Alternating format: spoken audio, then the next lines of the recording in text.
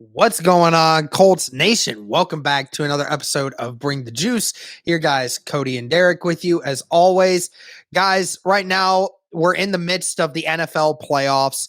We're looking at basically the final almost four teams now at this point who are on their way to trying to make it to the Super Bowl. And it got us thinking about it. We've asked this question again since the Colts haven't made it to the Super Bowl.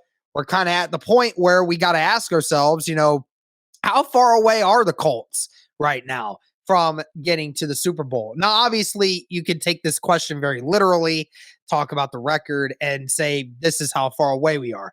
But we need to talk more about like what positions, what things are needed for this Colts team to actually be able to move to a potential for the Super Bowl.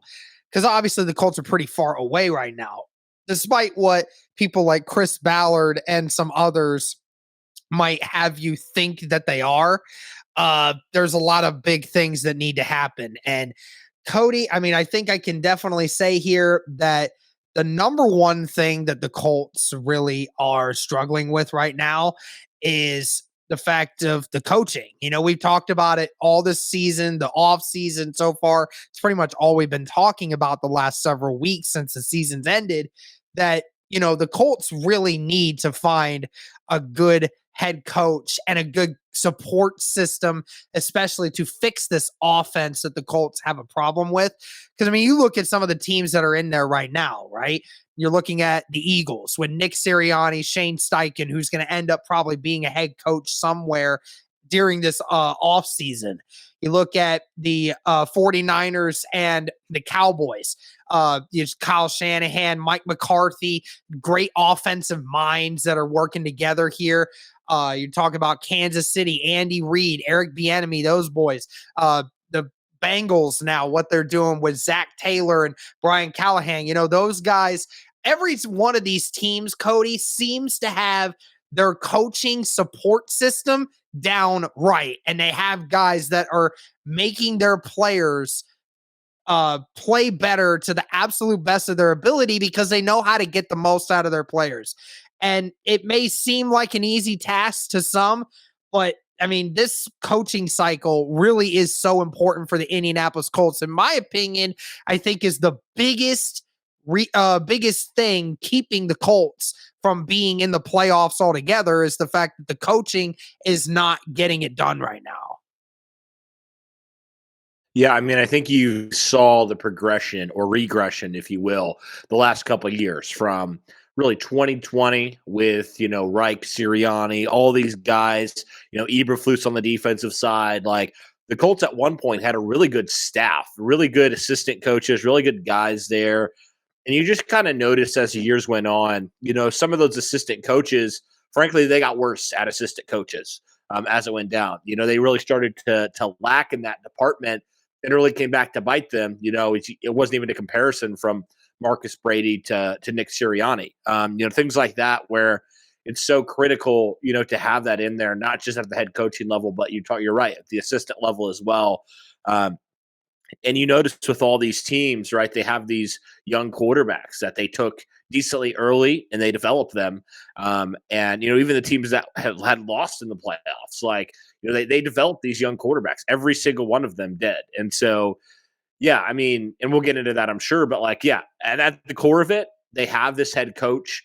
And even like, I know some people will be like, Mike McCarthy, really? You're going to throw him in there? But what did Mike McCarthy do when he got in there? He found one of the brightest offensive minds on the market and he brought him in, and look what's happened, right? And so I just look at that and I'm like, every single team that's going to be contending for this Super Bowl, every single team that's going to play in the championship games, they all have that head coach, offensive coordinator figured out. And they have a really good staff around him that, you're right, is maximizing the talents of the players around them, right?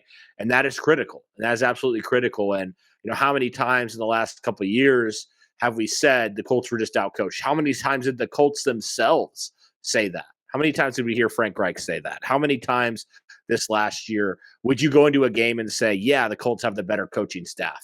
Didn't happen a whole lot this last couple of years. And so I think it's critical to have, success in the league. You need to have those coaches that are there for the long term and are able to, kind of get the best out of their players and the best out of the most important positions in football. So critical, absolutely critical.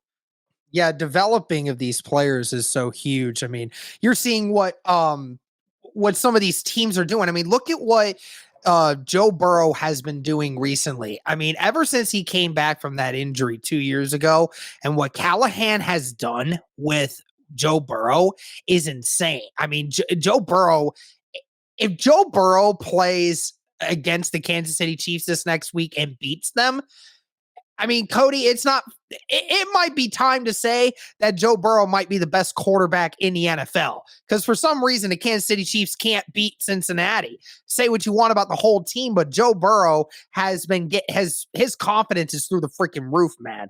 And what we're seeing with the 49ers and Brock Purdy, right? He's a rookie quarterback. He was a 7th-round quarterback, the last pick in the draft, and yet Kyle Shanahan has not lost a game with him at the helm. I mean, of course, all the team around him is doing really good, but the coaching staff of the 49ers is what is holding that whole team together. They're playing everything it's all in sync. And that's what the thing is right now with the Indianapolis Colts. Everything is out of sync except for the defense, right? Last year, the defense for the Indianapolis Colts was good enough to make the playoffs, 100%. It was a good enough defense that you probably could have went on to go to the Super Bowl. It's far better than the defense of the Kansas City Chiefs. It definitely has a chance to be a team or make a team with a Super Bowl run if you just actually put a relatively decent offense in there. And so that's the big part is the coaching needs to get it down right. And that is what is really holding the Colts away from being a Super Bowl contender right now. And then what I was just talking about with the developing of quarterbacks is you don't have one. You don't have one. So now on top of it, so you're already really far away because you don't have a good head coach in the building right now, or coaching staff for that matter on the offensive side. Now you also know the most important position on the football field, you don't have one right now. So that is, again, another thing where the Colts have to get it right. They have to find the guy that in 3-4 years is going to be the guy that, can show you that they can make the playoffs and lead this team to success. And that is where, and I hate the fact that, Ballard has to go into this offseason with the fact that he has to do both, right? Like, it sucks that you don't have the head coach or the quarterback figured out. Sometimes you have the quarterback figured out, but you think a different coach could come in and get more out of them. We've seen that a lot. We saw that with the Giants this season, right? They made it to the divisional round of the playoffs. They didn't beat the Eagles, but we saw a huge difference with the Giants offense with Brian Daboll and Mike Kefka over there versus what they had previously. Or you have the coaching situation figured out, but you just don't have a quarterback right now, which it'd be nice if you had that because then, you just got to try to find the right quarterback for you. But yeah, I think going to that example, like I know this has been years ago, but like Kansas City with Andy Reid, they had the coach figured out. But they decided we got to go get that quarterback that's going to put us over the top and make us a perennial Super Bowl contender. And then they went and traded for Mahomes. The rest is history. They'd be on their way to their third Super Bowl, potentially second Super Bowl victory in a couple weeks here. So, yeah, I mean, there's both sides of it for sure. It's just unfortunate. Yeah, you're right that the Colts don't have either right now. So I think the good thing out of that, though, is you're going to be able to marry that head coach to that quarterback. And they're able to both just come in starting from scratch, essentially, which is why I think they lean more offensively, just because I think you almost have to in certain ways with a rookie quarterback, even though we all know my love for DeMeco Ryans as a coach. Like, if you get a guy like a Brian Callahan, who's worked with, really good quarterbacks, Peyton Manning, Matthew Stafford, so many other guys, Joe Burrow, obviously, as well. So, like, he's a guy that's been around really good quarterbacks and a guy that has helped a lot of guys, get to where they need to be. So you need to get a guy like that in the building who understands what it takes, and get a young rookie quarterback. He's going to be raw, whether it's Stroud, whether it's Young, whether it's Levis, whoever it is. You get one of those guys and you get the head coaching, right, and you get a guy that can work with a rookie quarterback. It might not be instant coffee, right? You saw what happened with Joe Burrow his rookie season. I know he got hurt, but like there were some ups and downs. That's just kind of part of it, I think as a rookie for most guys. But, how's that year 2? How's that year 3 look? And if that looks good, I mean, I think you're feeling really good about where you are. But yeah, the trouble is the Colts don't have either. So they got to get both these things right. The good news is there's definitely some good offensive minds out there to pair with some really good young rookie quarterbacks out there. So I think the potential for the Colts to be in really good position in the next 2, 3, 4 years, it's there, Derek. It's an opportunity that's there. But as it stands right now, the Colts couldn't be further away because they don't have either of those two most important things, especially on offense, to figure out. They don't have either of those. And that's critical. Absolutely critical. Yeah. And of course, we talk about, their lack of offensive weaponry right now.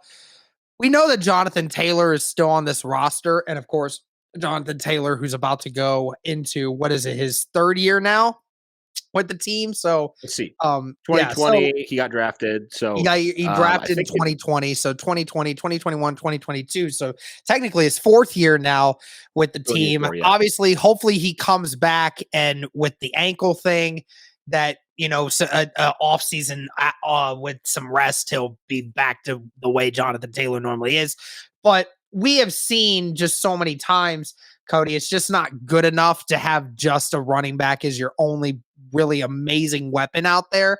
And I mean, the thing is, it's just the Indianapolis Colts. And I was telling somebody about this the other day that offensively, I mean, you got to think about this. This offense is young, so young that, like, honestly, from the standpoint of who is the most experienced, don't get me wrong, I think it's Ashton Doolin, who's the oldest guy on this offensive athletic group. When you're talking about wide receivers, tight ends, running backs, he's like 27. I would say Mo. Mo would be up there. 28, right? He's 28.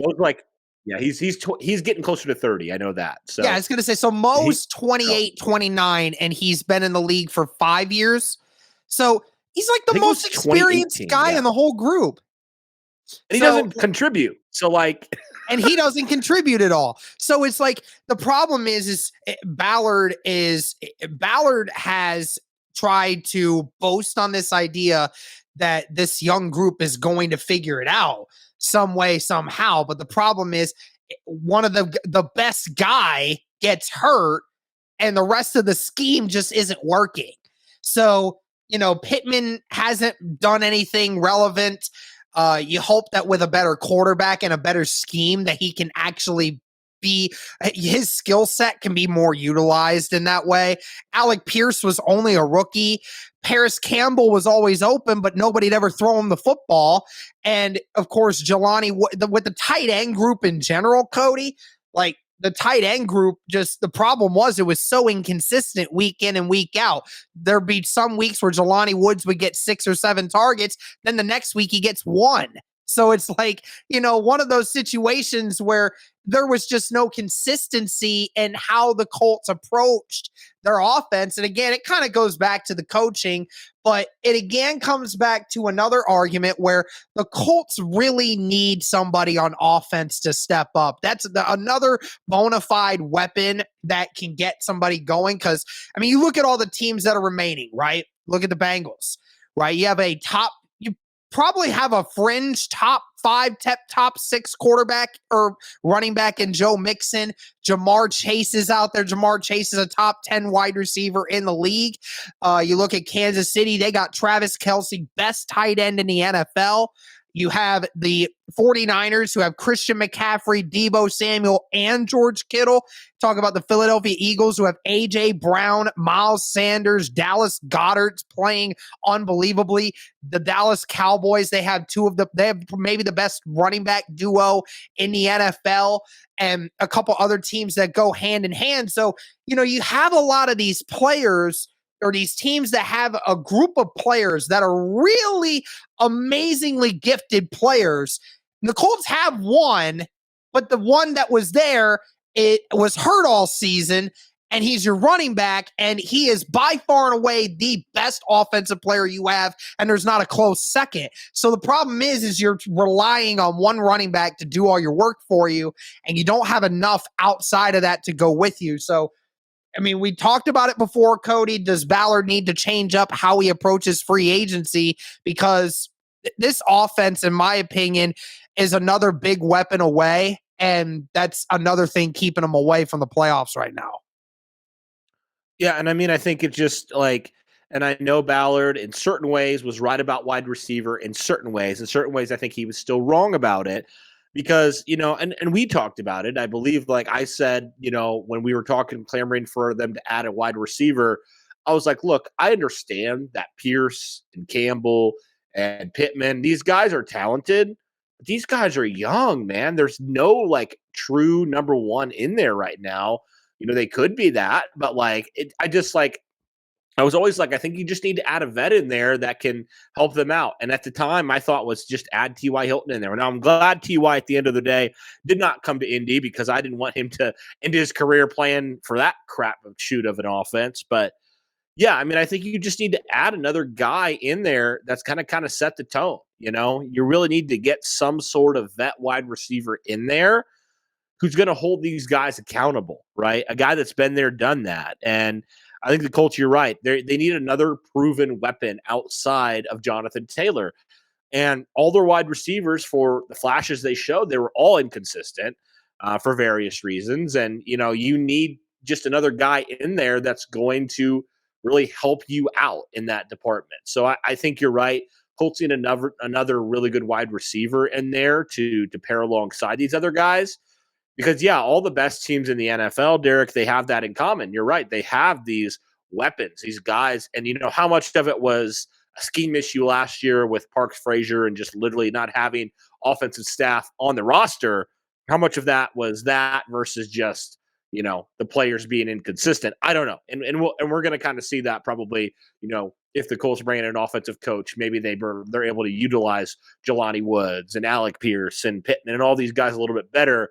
But I still think you're right. You need to add a little bit more proven talent, especially at the wide receiver position, because they're all so inexperienced. And to have a guy that's been there and done that, I think could go a long way for this group. You have Reggie Wayne as wide receiver coach, which is great.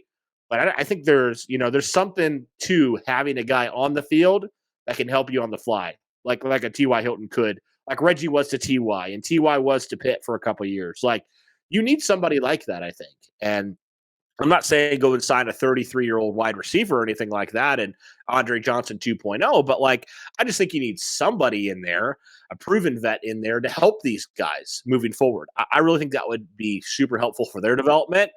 And I just think that would be really, really good because, yeah, no defenses. Let's be completely honest, 100% here, Derek.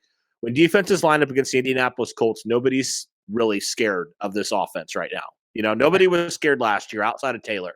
When Taylor was out, nobody, they're like, we'll challenge these wide receivers and tight ends because nobody can really beat us.